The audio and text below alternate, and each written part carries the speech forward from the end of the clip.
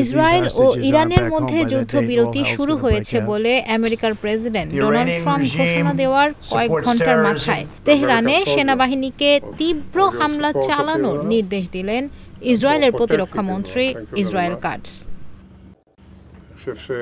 সংবাদ মাধ্যমের তথ্য অনুসারে ইসরায়েল কাটজ ইসরায়েলি সেনাবাহিনীকে তেহরানের প্রাণকেন্দ্রে অবস্থিত সরকারি লক্ষ্যবস্তুতে তীব্র হামলা চালিয়ে জোরালোভাবে ইরানের যুদ্ধবিরতি লঙ্ঘনের জবাব দেওয়ার নির্দেশ দিয়েছেন।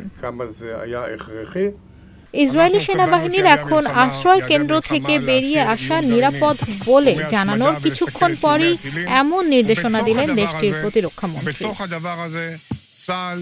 ইসরায়েলি প্রতিরক্ষা মন্ত্রীর নির্দেশনার কয়েক ঘন্টা আগেই মার্কিন প্রেসিডেন্ট ট্রাম্প ট্রুথ সোশ্যালে জানিয়েছিলেন ইসরায়েল ইরান পুরোপুরি ও সর্বাত্মক যুদ্ধবিরতিতে সম্মত হয়েছে, যুদ্ধবিরতি কার্যকর হয়েছে।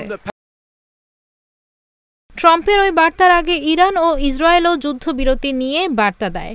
ইসরায়েলি সরকার তখন বিবৃতিতে জানায় ইরানে হামলায় নির্ধারিত লক্ষ্য অর্জনের পর তারা আমেরিকার দেওয়া যুদ্ধবিরতির প্রস্তাবে সম্মত হয়েছে। আর ইরানের পক্ষে বলা হয় ইসরায়েল যদি আর হামলা না করে তবে তারাও হামলা চালাবে না।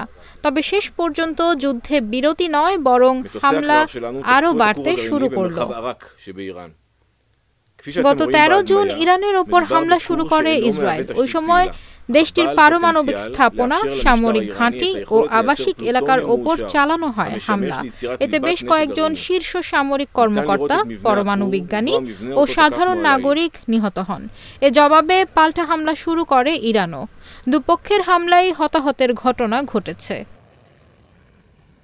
এই অবস্থায় মার্কিন প্রেসিডেন্ট ডোনাল্ড ট্রাম্প শুরু থেকেই ইসরায়েলের পক্ষে সমর্থন দিতে থাকেন।